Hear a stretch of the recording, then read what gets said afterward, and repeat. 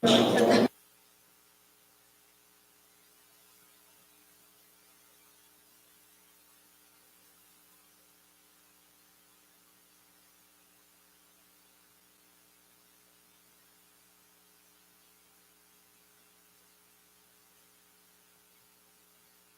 good evening. Good evening, everyone. We're going to call to order. We're going to get our meeting started. Yes, we do have a quorum. There's 3. So we're going to get started. Okay. So call to order. We'll do the Pledge of Allegiance. Yvonne, everyone stand, please. Will you start us with the Pledge of Allegiance, please? Ready? I pledge allegiance to the flag of the United States of America and to the republic for which it stands, one nation, under God, indivisible, with liberty and justice for all. Thank you, Yvonne. Thank you. Okay. So we'll do roll call. MAC members. Angela McClain, present. Diane Mendez. She's still out. Teresa Escoto will be here. She's running a little late. Ivan Delgado. Alejandro Mariscal. Present. Okay. So, and we'll start with agency staff reports. Supervisor Joe Baca Jr.'s office.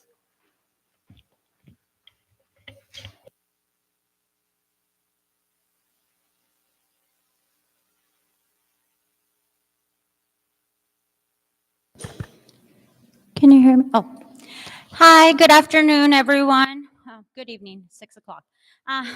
My name is Jessica Andelon. I am Constituent Services Representative for Supervisor Joe Baca Jr.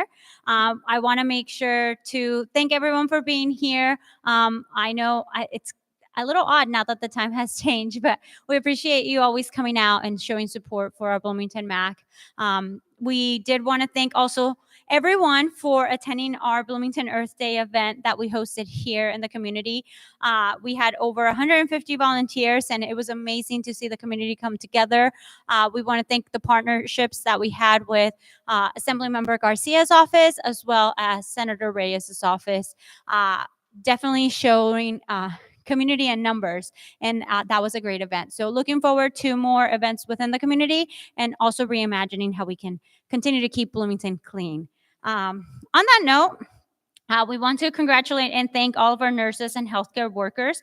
It is Nurses and Healthcare Workers Week for all their efforts in keeping our families taken care of. I know that with ARMC being so close to Bloomington, we do have a lot of community members that are nurses, that are doctors, that are in the medical field. So making sure that we are thanking them for their efforts and, like I said, keeping us safe. Also is a Teacher Appreciation Week. So thank you to all of our teachers for making an impact, not just inside, but outside of the classroom. I know that in general, as adults, we never start learning. And I do have a lot of teachers that continue to be some of my great mentors. And even, as we have adults in our lives, they're teaching us things. So everyone, in a sense, is a teacher. On that note, lastly, our 2025 graduates, we won't meet until June again, but graduations will be taking place before that. So congratulations to all of the 2025 graduates. Thank you for keep striving and continuing being involved, hopefully taking your self to higher education, but if not, making sure that you are being part of the community. So on that note, I am done with my updates. I do want to just go ahead and introduce Bob to give us a little bit of roadwork improvements, moving that a little bit on the agenda. So I'll pass it on to him. Thank you.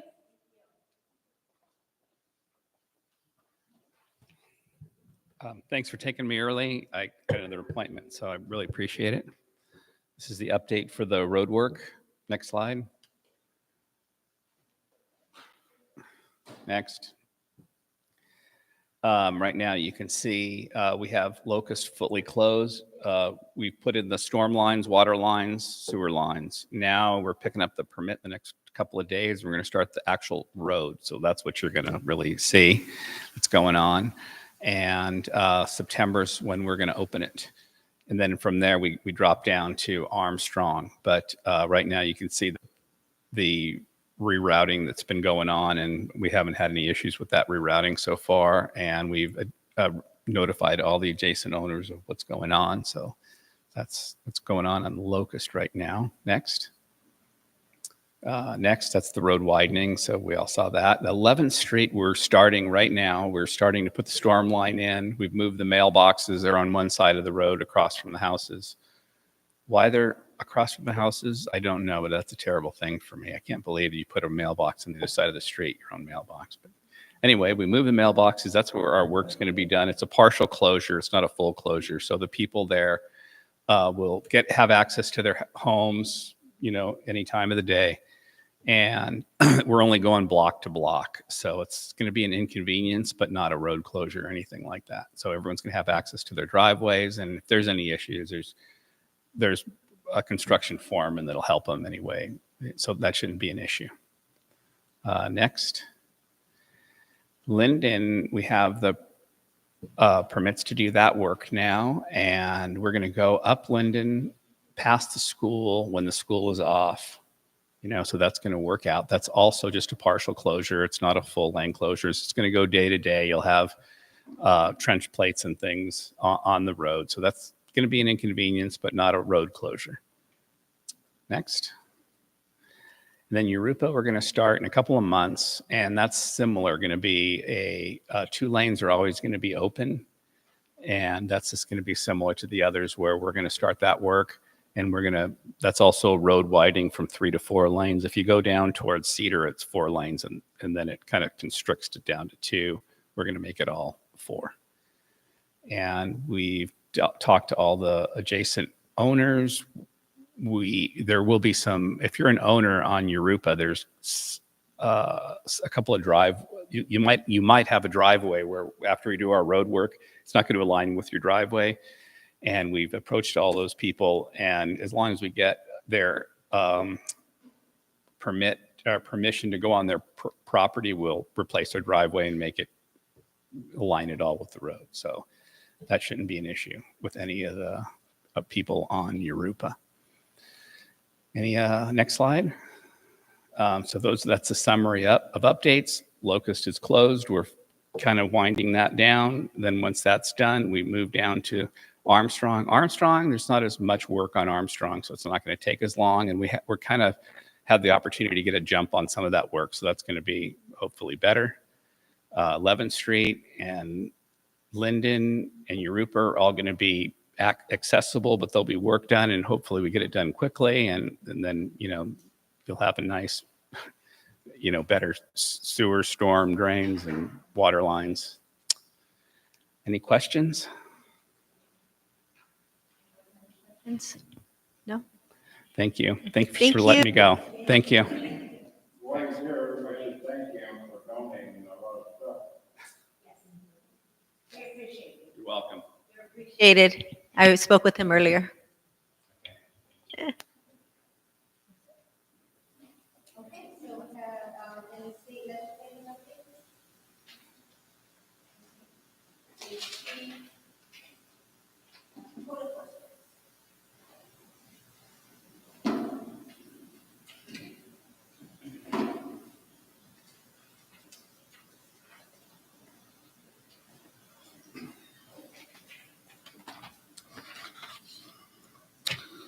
Hello, everyone. My name is Moises Sanchez.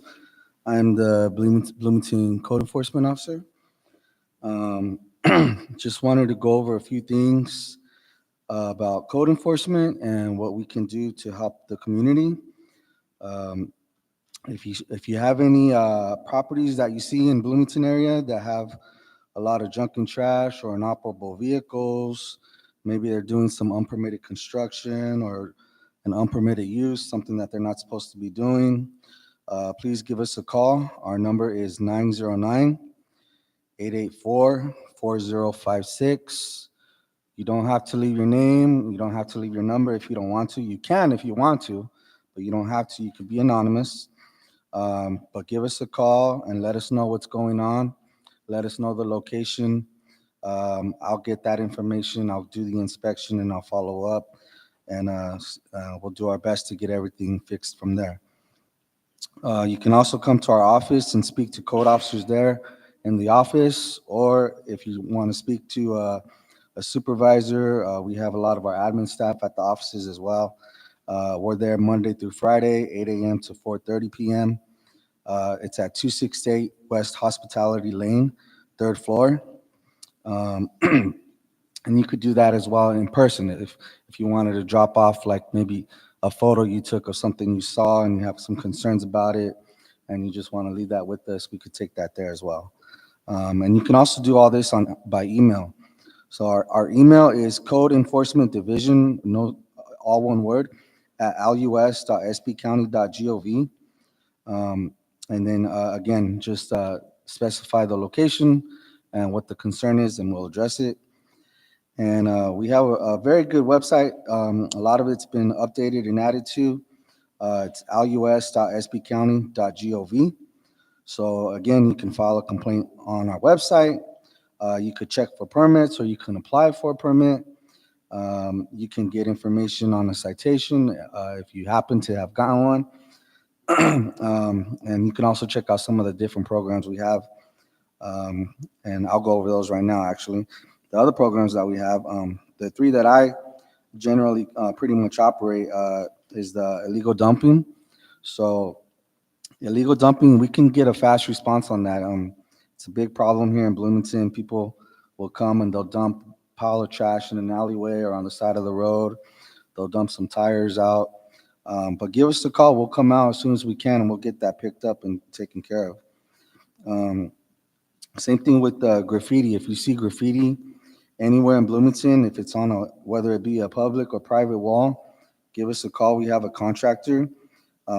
They can either paint it or they can spray wash it with the high pressure wash and get rid of that graffiti. They're really great. I'd say within a day or two, they usually come out and take care of those things for us. And like I said, also the tire pickups. The tires is kind of like a unique thing on its own because we're able to do that through a grant we have. But anytime you see a pile of tires, let us know. We'll come and pick those up.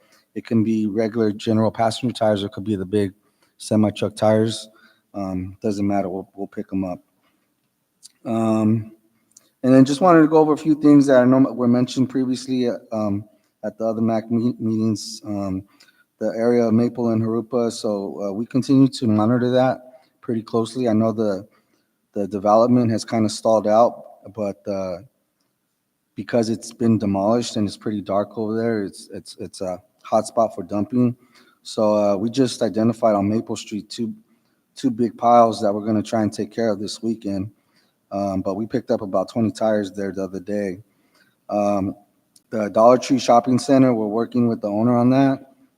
And I'm going to be talking with the sheriffs as well. I know I'm trying to get the owners to fill out what's called a no trespass order form so that the deputies have a little bit more to go on when they're dealing with the people that are kind of just loitering. Same thing with the trash enclosure. That actually belongs to that abandoned restaurant.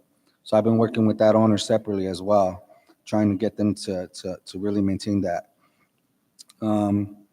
We cleaned up the vacant lot on Cedar in Santa Ana. That was a big, ugly site for a while, but we got that cleaned up. We cleaned up the bridle trail. There was an encampment right there. We got that all cleaned up and removed a big chunk of trash over there as well. And as like Jessica was saying, we did the cleanup, community cleanup for Bloomington. We run it the same day as the Earth Day. So you had the Earth Day location where that was volunteers, and then you had code enforcement staff at the cleanup location behind Kessler Park. We had 110 people come out. We filled up about 7 dumpsters and 3 of the front loader trash cans. We had paper shredders there. We had e-waste collection there.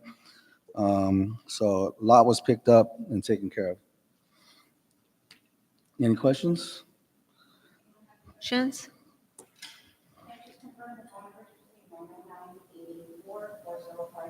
That's correct. I want to thank you and Supervisor Baca's office that we called in about the property on Cedar in Santa Ana, Mhm. because that had been a big concern for a lot of people, Right. and it was taken care of. So thank you to the supervisor's office. Thank Yeah, you no for problem. cleaning that up. Yeah, and also the Dollar Tree. Thank you. Yeah, you're welcome. Yeah. Yeah, we'll continue. Thank you. All right, Appreciate thank that. you. Okay, so fire, no fire department. Oh, Colton Unified. No, fire department. Sheriff's Department. The sheriffs.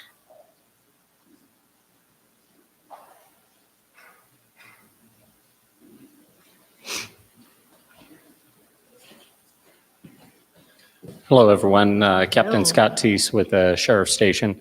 Unfortunately, Deputy Luis Arroyo, our Bloomington deputy that usually attends this meeting, was unable to attend. He actually ended up catching an investigation right before this. So he did want to definitely pass along his apologies to that.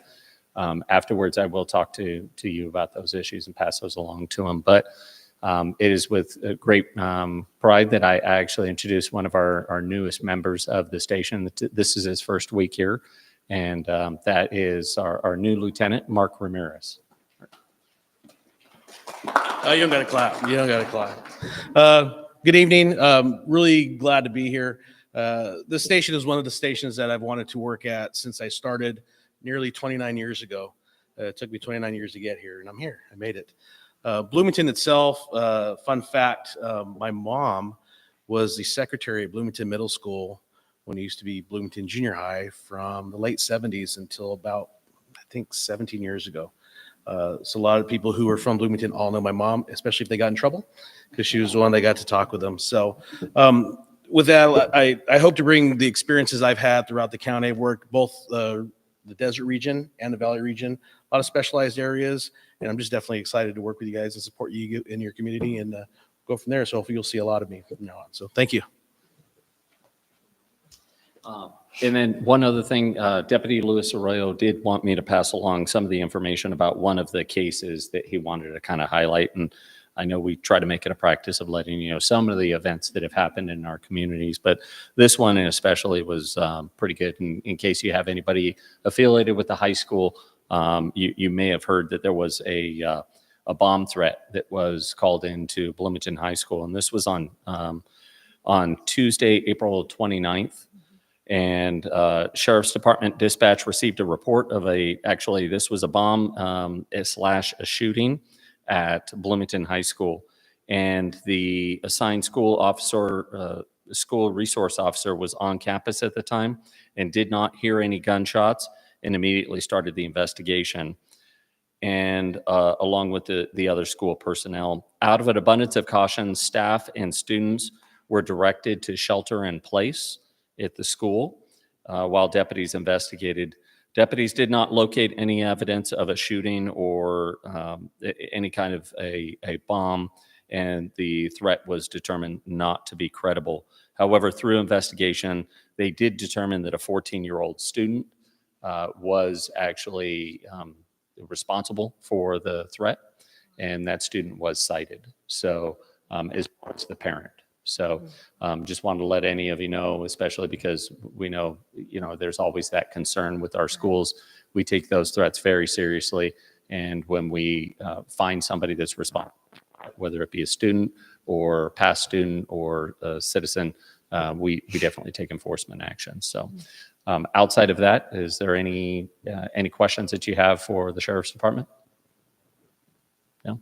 All right, thank you. Thank you and welcome. And Angela, if we may, we do have Ulysses here from Assemblymember Garcia's office, so he'll give a quick state legislative update prior to special districts. Hi, everyone. My name is Ulysses. I am with Assemblymember Garcia's office. Sorry, I fell asleep during the agenda, or during my section of the agenda. But I do have a quick update. Since the last time I was here, the Assemblymember has also been assigned to the Housing Committee for the state. And so we are looking, housing is my issue area for like my assigned issue area as well.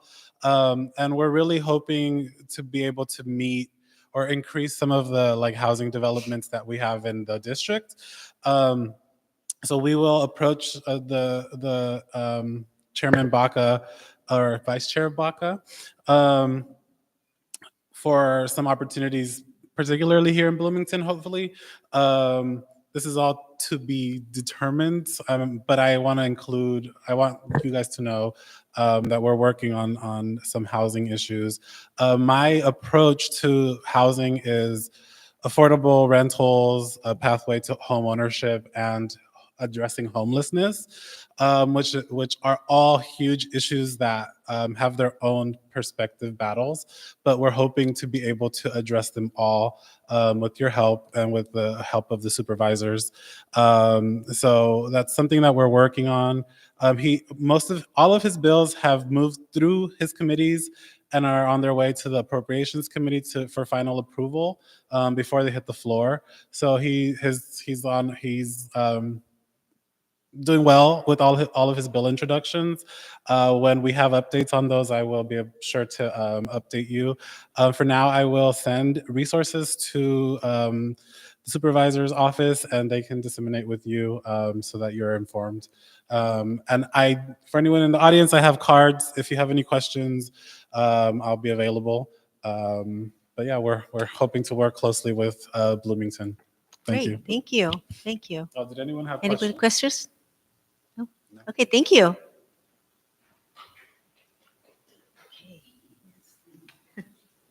Okay, so next would be special districts. Aaron.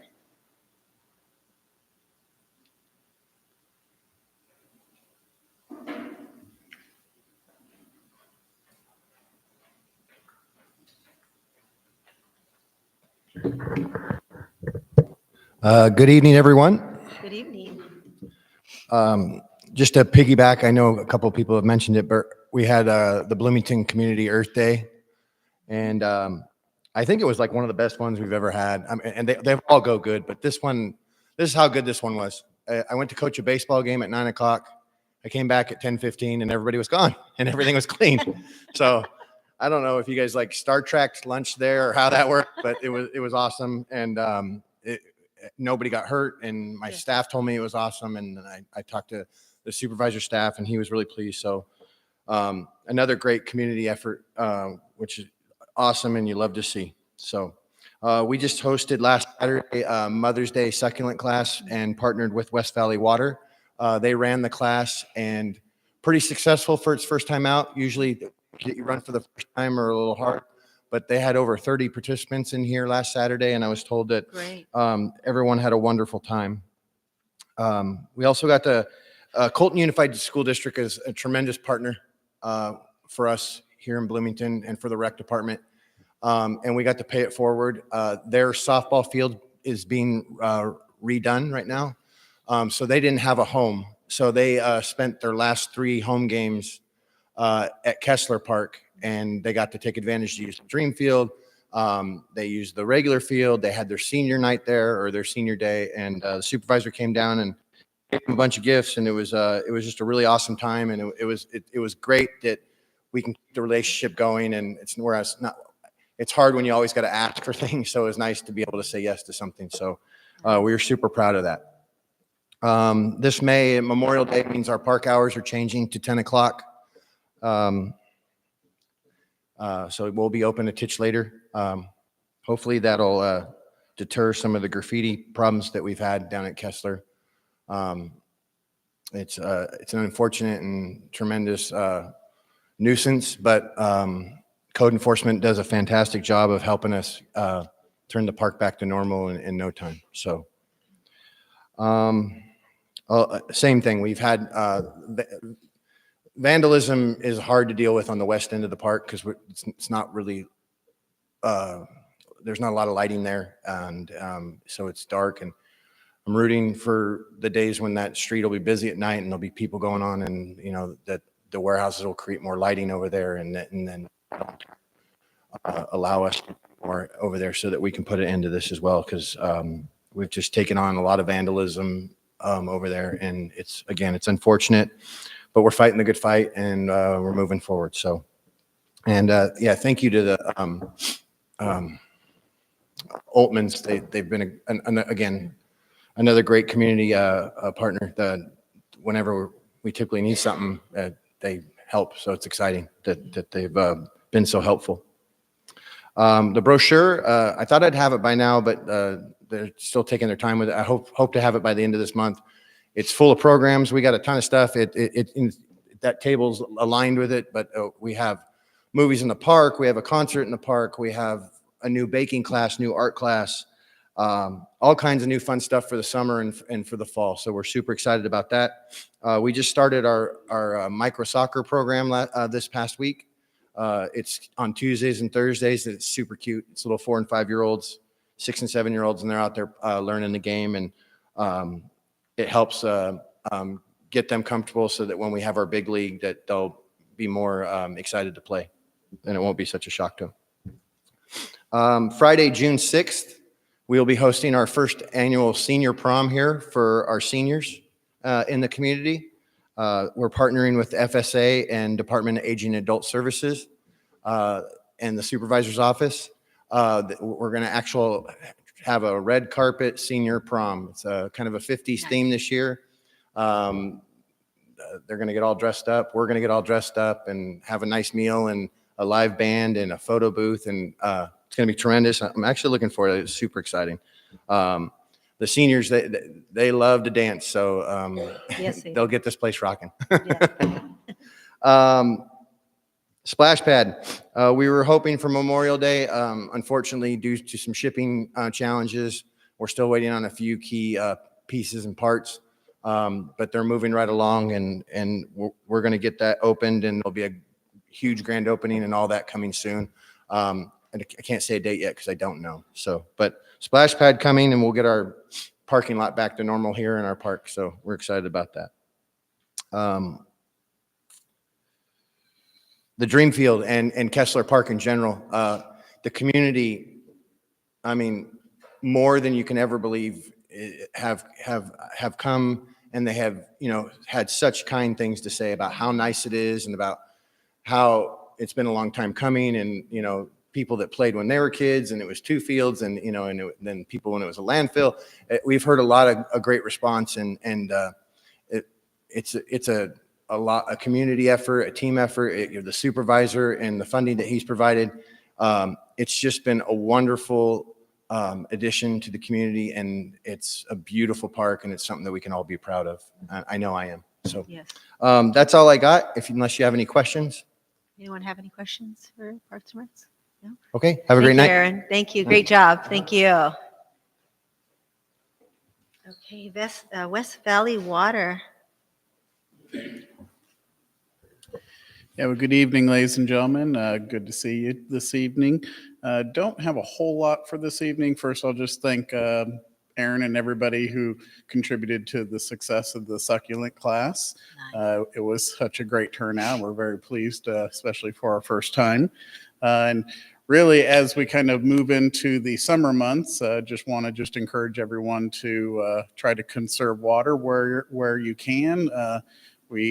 Even with the surprise rain of the last week, we still had a pretty dry winter this year. So certainly we always want to encourage everyone to try to do their part in conservation as we get into the peak demand months of the summer, because that's when we have the most strain on our water system. But otherwise, happy to answer any questions anyone might have, but don't have a whole lot to report this month. Questions? No, we're good. Thank you. Yeah, I'll be in the back for a few minutes if anyone has any questions, but it's always good to see everyone. Thank you. Yep, Thank thank you. Omnitrans. There we go. Hello, welcome. Good evening, everybody. Good evening. Thank you for the invitation to come in tonight and share a little information about transit. I'm Nicole Ramos. I'm the Director of Marketing and Communications for Omnitrans. And joining me this evening is Ruby Salka, who's our Mobility Services Coordinator. She's going to talk in a few moments a little bit about some of the special services we offer for seniors and individuals with disabilities. But I'm going to start and just talk a little bit about Omnitrans. And do we have my presentation? You're just waiting for the right time. So next slide, please. So for those of you who might not know, Omnitrans is the local public transit agency here in the region. We serve the San Bernardino Valley, so that is basically county line to county line, out to Yucaipa in the east and Montclair Pomona in the west, up to Rancho Cucamonga, and then down to Chino Hills. So we cover about 15 cities and unincorporated areas as well. Our mission is to connect the community with coordinated and sustainable transit service and allow people to get where they need to go, make connections with Metrolink and our neighboring transit agencies as well. Next slide, please. Thanks. So I talked a little bit about this already, but we cover about 480 square miles. We have just over 600 employees at 2 locations and between 7 and 8 million passengers a year. Most people are traveling to work or school when they ride our buses. And we have 26 local bus routes. We have a rapid transit line, micro transit zones, which I'll talk a little bit more about in a minute, as well as Omni Access paratransit service.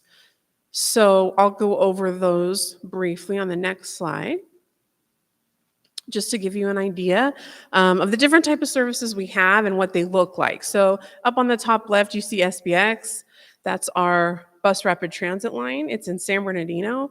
It goes actually between Cal State San Bernardino and Loma Linda University. And it is, what does rapid transit mean?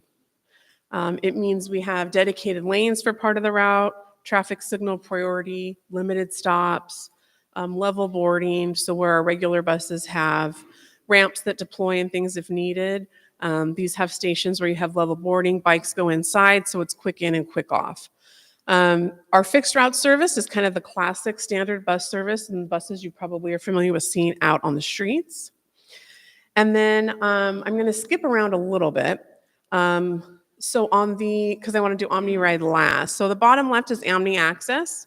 That's the paratransit service I mentioned. So access service is for people with disabilities who are unable to ride our typical fixed route. There's some information in the back. And I should also mention we have some goodies in the back, so please help yourself as you after the meeting. But Omni Access is curb-to-curb service, so they pick you up at, for example, home and can take you to doctor's appointments and so on. There is a application process for that, and so we can talk more about that and answer any questions as well. So you do have to qualify, and it is premium service, so it does cost a bit more. Old Blue in the middle there on the bottom is sort of our vintage bus. We don't drive around except to special events anymore. No air conditioning, no power steering, so it's tough. And then at the bottom right's our electric buses. We have a number of electric vehicles. We have some fuel cell vehicles, so we're looking at zero emissions vehicles to further clean the air. And you'll see some of those around. But I wanted to chat for a minute about OmniRide, which is the top right.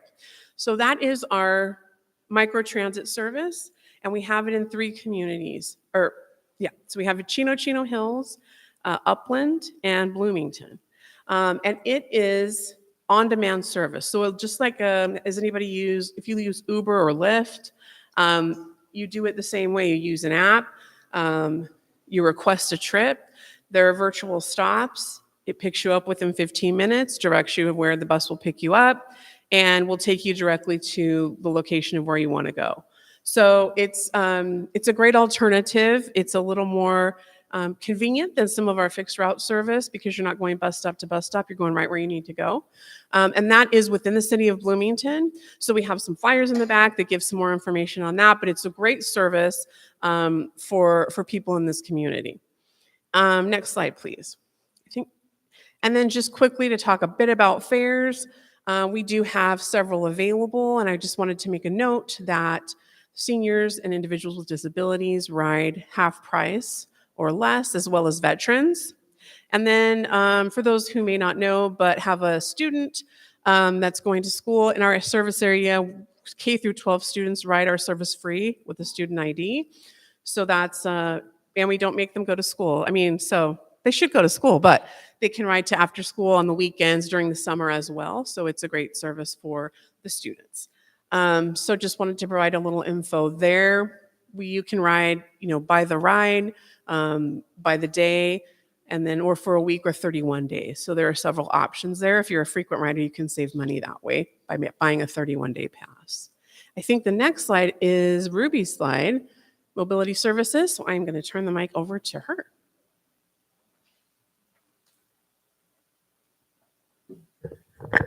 Good evening, everyone. I'm the Mobility Services Coordinator at Omnitrans. Our goal at Mobility Services is to find options for individuals with disabilities and seniors, transportation options. What we do in our department is independently go into each individual will send in an application depending on what they feel their need is, and we help them, we guide them into finding transportation options. I'll go over one of our first programs is the travel training program. A travel training program is for individuals with disabilities who would like to learn how to use public fixed route. We actually do a one-on-one assessment where we meet with the individual and find out what their needs are, what their transportation needs are. At that point, we put a plan together where the travel trainer will go out and schedule a date where we actually meet them at their home, travel with them to the bus stop, and move forward with the training, whether it be work, school, the grocery store, a medical appointment, wherever it is that they need to go to that would help them live an independent life. That is offered, again, only to individuals with disabilities in the community, in the Valley of San Bernardino. Our volunteer driver program is a very popular program, very popular during COVID. The reason of that is because you get to pick your own driver. It's a mileage reimbursement program that allows individuals with disabilities have a family member, a neighbor, somebody that is able to help them, take them to the grocery store, take them to see a friend, whatever it is, again, that fits their life that they like to go to. We reimburse them once a month. They report to us, and we are able to reimburse them straight into their account, and then they are responsible to pay their driver.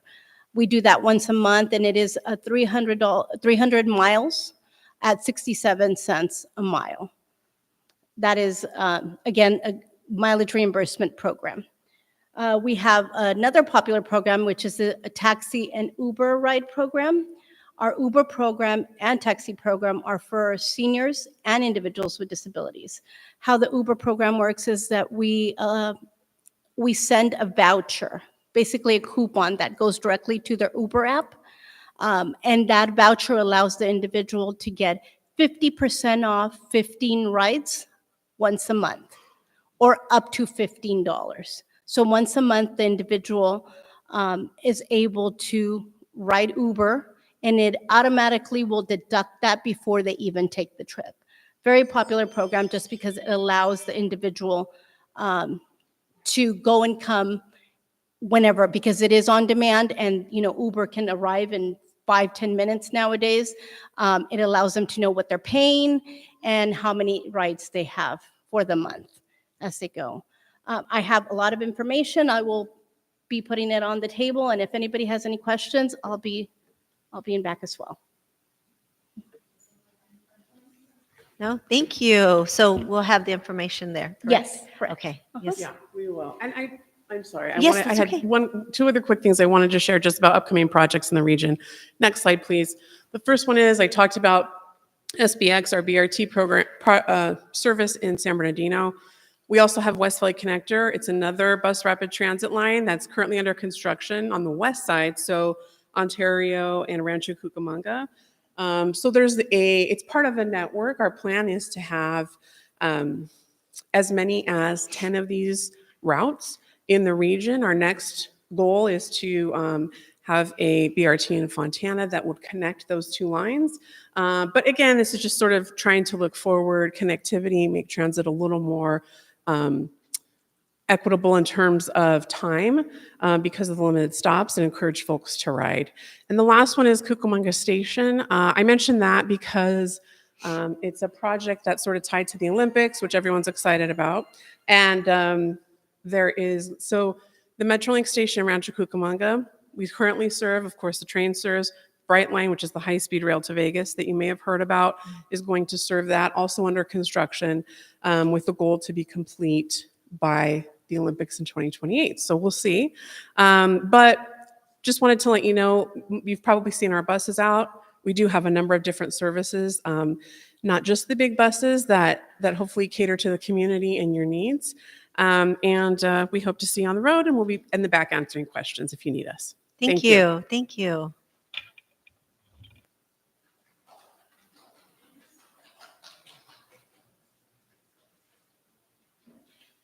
Okay, so let's see. Do the approval of the minutes.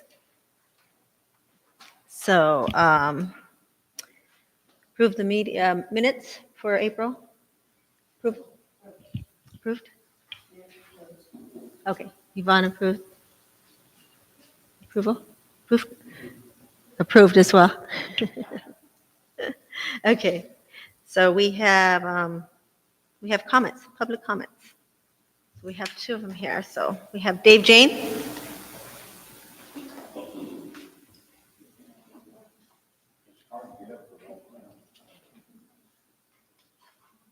Mr. Jane.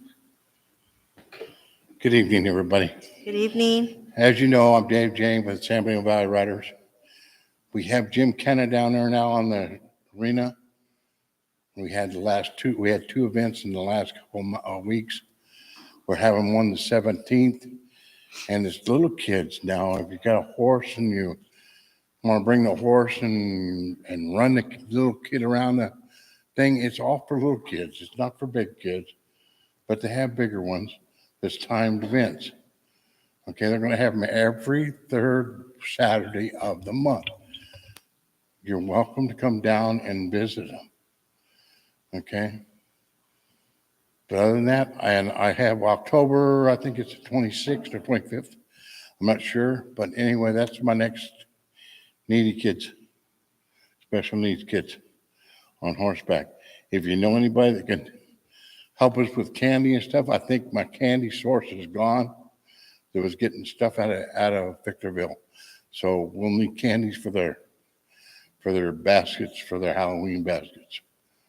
Okay, so we'd love to have you. I want to thank Aaron, wherever he's at. Oatman, they did a good job on donating as fast as they got things. I called them on Friday. They got me a porta potty out there because the bathrooms at the Kessler Arena was not working because of electrical. Other than that, thank you guys. You guys do a good job. But I don't think I'm very little upset with Joe Baca, because we have never, as long as I've been a member of this MAC board, take somebody off that's volunteering. Never. And we've had some here for 25 and 30 years. And I got a guy that was crying on my shoulders, and I don't blame him. I'm a little upset with that myself. It's not right. You're a volunteer. You're not getting paid for it. So they shouldn't treat you that way. Okay? If you need my vote, you need my vote. That's what I'm saying. But we got to take care of our own. That man that got thrown off this board, I'm sorry. He was a good asset for us all. A good asset. I mean, he needs to get back to the advisory or something. Okay? We need him back. Thank you, Dave. Thank you. Great event also. Easter event. It was a great event. It was a great event for Easter. So thank you. Thank you. Okay, so next would be Joaquin Castiegos.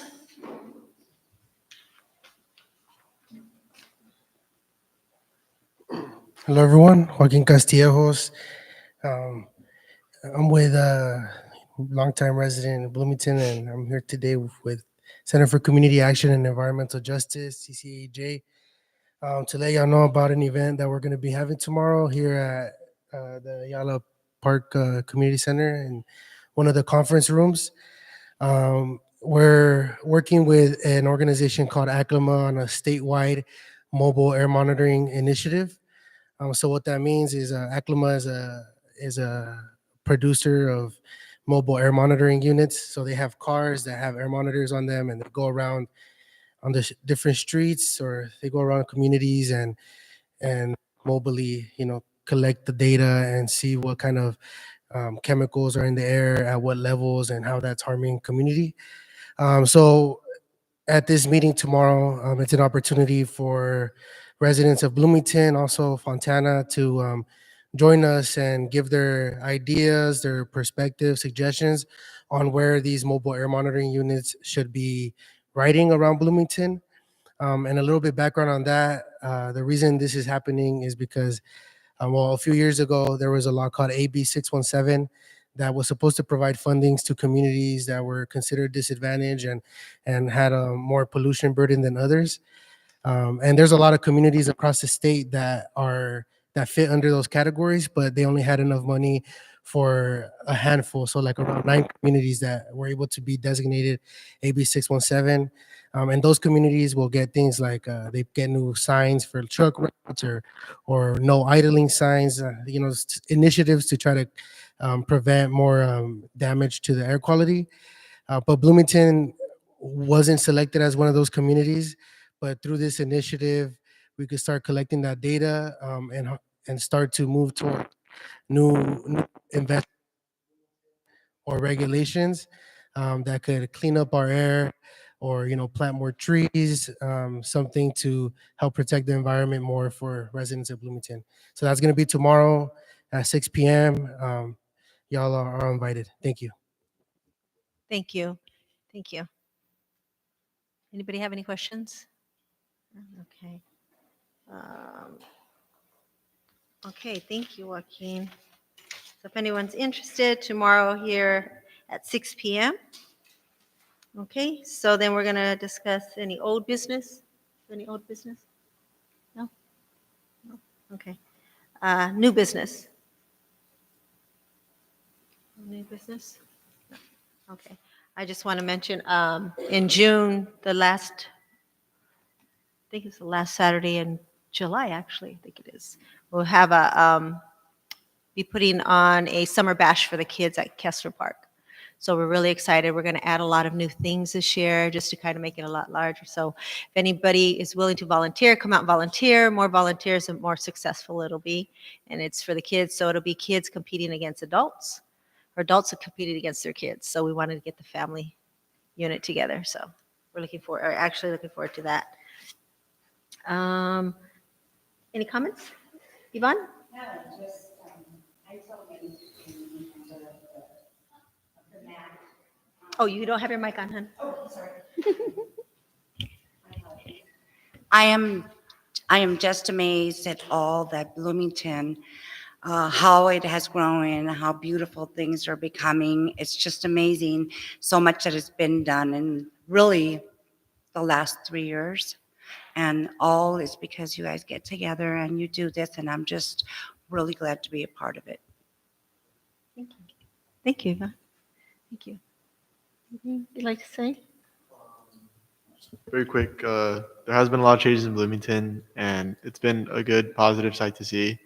I know there's a lot more things we can press forward for, a lot more, I guess, environmental changes we could look forward to.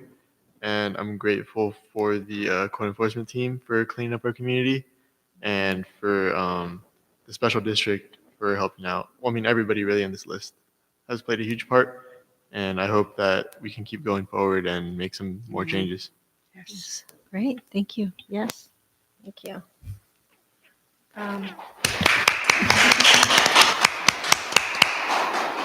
There's one thing that I forgot to mention. Teresa and I had talked about in regards to where the Dollar Tree is in the buildings there, how we can get the owner to do something with the refacing to kind of liven it up, brighten it up a little bit more. That's something that we really, would like to see happen.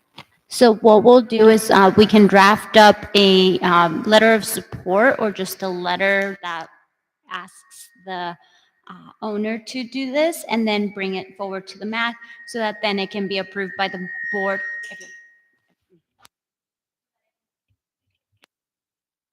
Hear me? so that it can be approved by the board, and then that it'll be a letter to the owner on behalf of the Bloomington MAC board. Yeah, so we'll add that to next month's agenda as part of new business. Okay, great. Yeah. Great. Yeah, we'd love to see that happen. That would be Perfect. great. Yes. And I did want to just also, I apologize that I didn't bring it up during the updates, but thank everyone that attended our groundbreaking for our Bloomington Animal Care Center, which was it's going to be over in where the old Ayala Park used to be. Great event. Great to see the community come out. Lots of good pups, but it should be a really great investment over on Valley Avenue, and also just in general for our county and for Bloomington to have a place for our animals to be taken care of. It's a state-of-the-art facility. It's going to hold up to 160 kennels for phase 1 with possible expansion dependent on cities, but up to 200 kennels. So definitely much needed space within our area, but also a very proud moment for Bloomington because it's going to be beautiful. So thank you all for coming out, and I appreciate you guys being here. Back chair. If you want to give your updates, Chair, you can. Really good reason for being here. You can share that. Sorry, I apologize for being tardy, but it was my son's last baseball game today, so the game ran over for really over. But thank you guys for coming out. Really no updates on my end, just that our little league is wrapping up and we will be running into the beginning of our all-star season. We find out tomorrow what tournaments that we are getting. We do know we will be getting a state tournament. So we hope you guys come down. We will post it on our Bloomington page. Thank you for those that come out, and thank you for you guys for posting. And those posts are nice.